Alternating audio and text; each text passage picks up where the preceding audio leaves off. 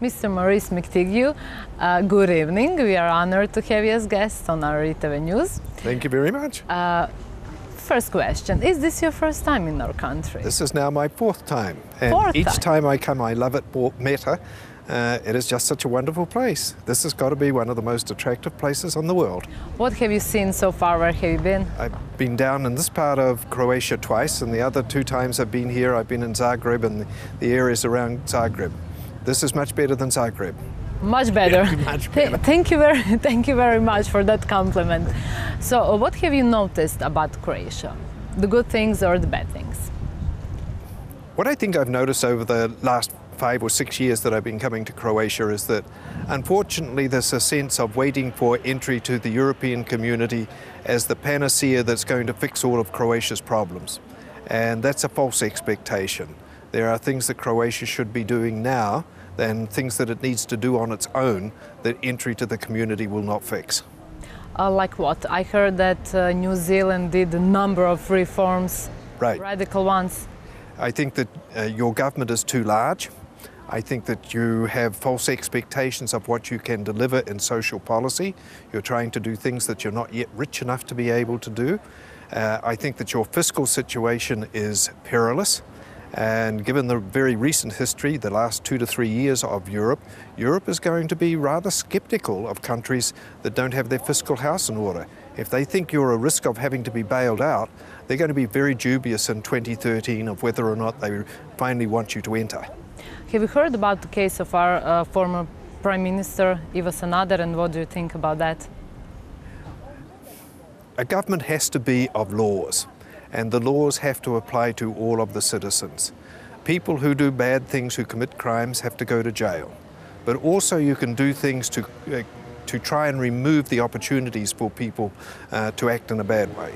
If I was giving advice to your government, I would say very quickly, make the processes and procedures of your government much more transparent so people can see the deals as the deals are being made.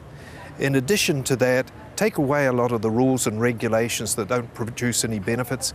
They're just the opportunity for some petty bureaucrat to do something wrong. We are always talking about the good things, the great aspect of European Union. Is there any bad one that we should be scared of, maybe?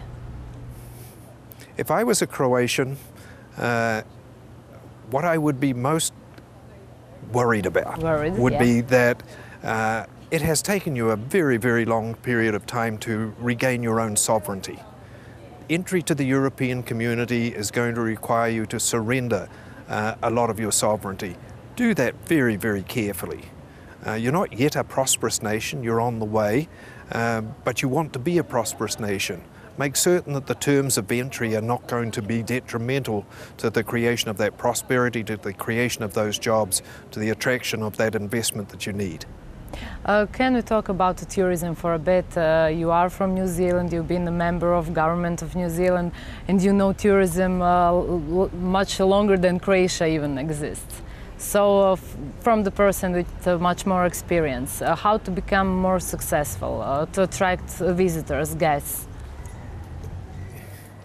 This place is incredibly beautiful, and it's still, to some extent, a secret.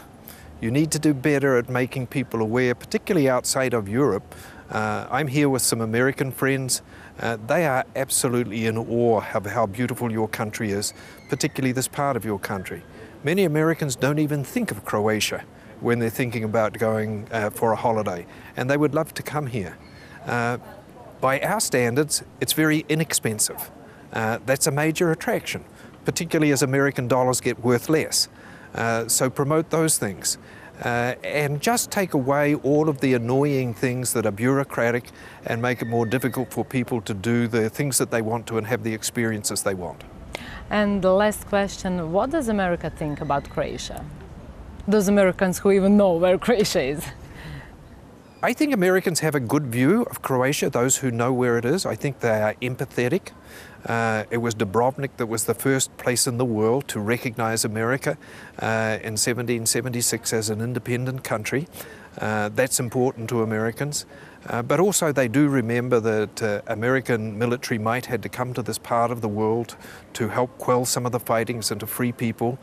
So they remember those things, and they remember them in a positive and emotive way. So I think all of those things are good.